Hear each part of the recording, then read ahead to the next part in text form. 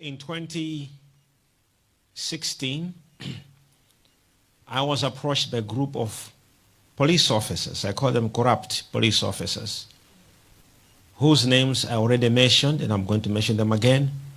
The likes of Rebi, she's a captain in the Hawks, Maritz, and a whole group of company, and a certain gentleman known as Captain Ngobeni, who eventually we realized that him alone was not a part and parcel of the Hawks, but he was their proxy who was being sent to solicit money from us. These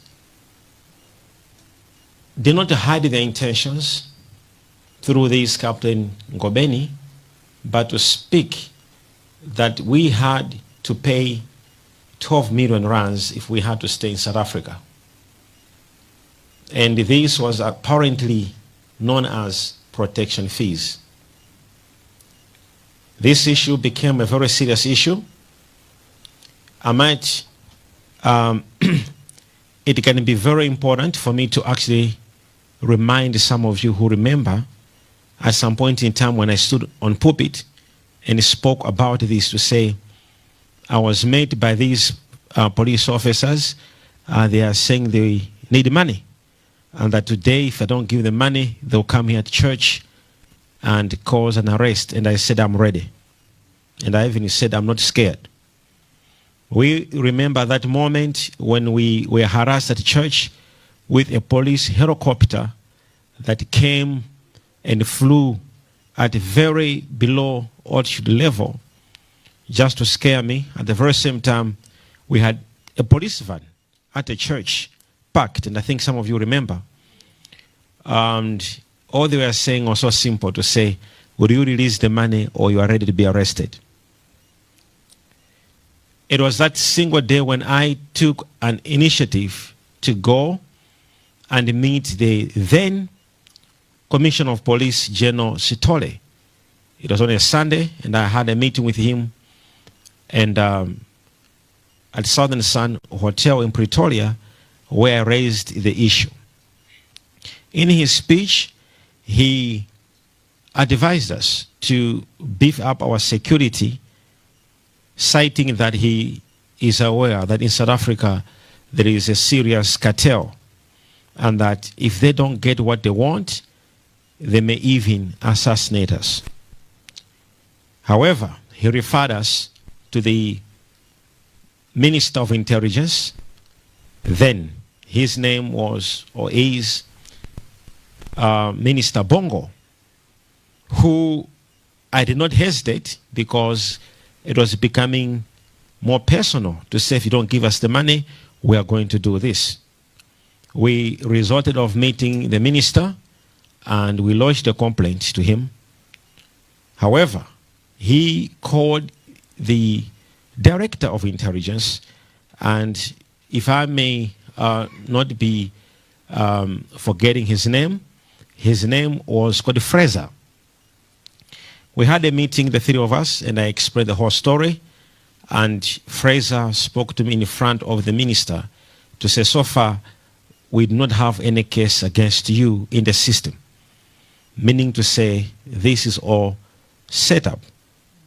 And to my surprise, despite bringing all these serious allegations against these police officers, nothing was done, nothing was made.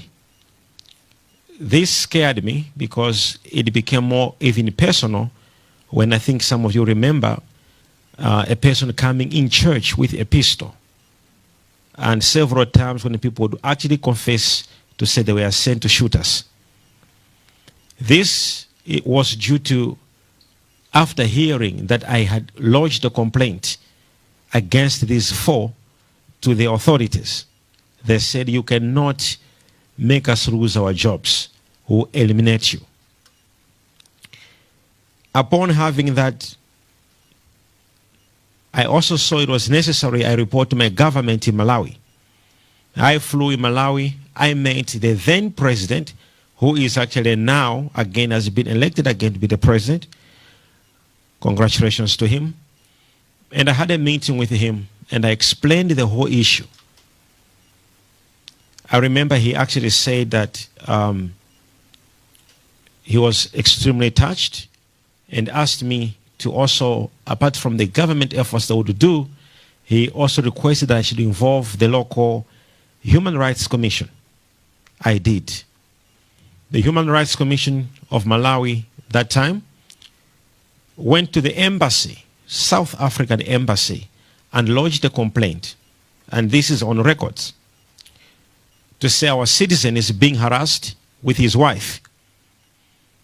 And the embassy advised them to write the South African Human Rights Commission, which these two organizations began to interact over our rights.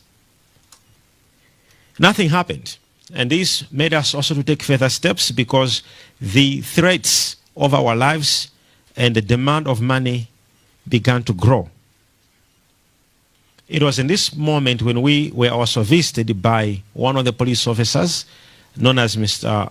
Paul. He was, I think, a Captain Paul, who said that the General of the Hawks, a department which these 4 police officers were coming from, would stop our case if we would give him something.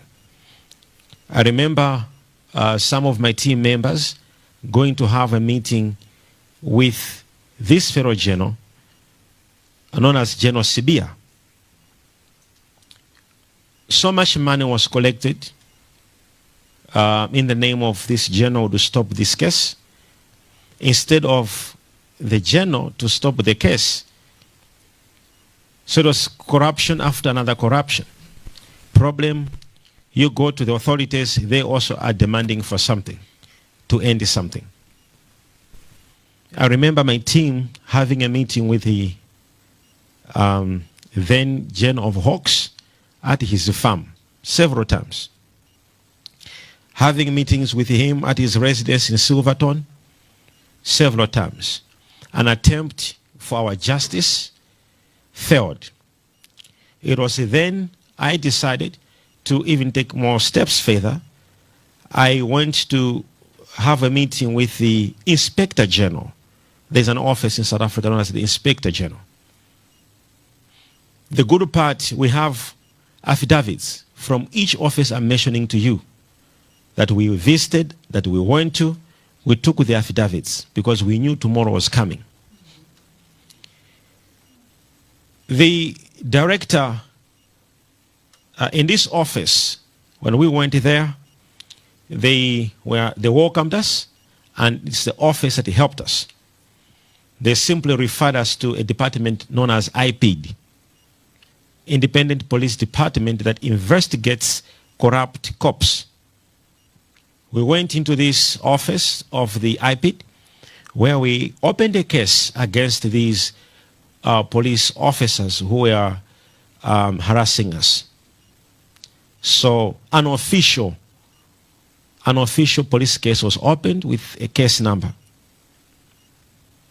However, the IP department assured us that they were planning, they had applied for a warrant from what is known as the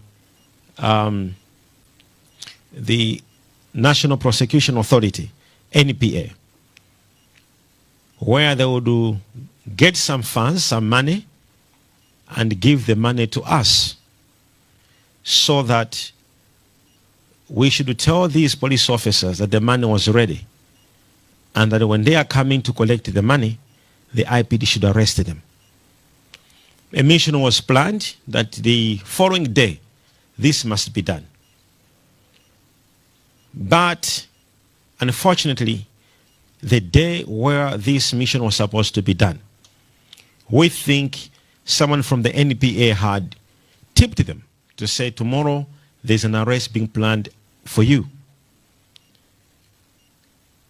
Unfortunately, the day we were supposed to arrest them, they came early in the morning, the same 4 police officers, to arrest us instead, citing so many things, including the private jet, which we actually bought. I actually bought that private jet, and it was not even bought in my personal name, but it was in the company which was owned by myself and the shareholder, a South African. But shockingly, it wasn't my wife who was a fellow shareholder, but she's the one who was arrested together with myself. A case which stayed so many years. We went to court several times by the same people who were looking for the money. We went to court several times, and each time we went to the court, when the case is about to start, they would stand up and they say they are still looking for evidence. We are law-abiding citizens. We completely gave ourselves to the justice system of South Africa to say maybe there'll be justice.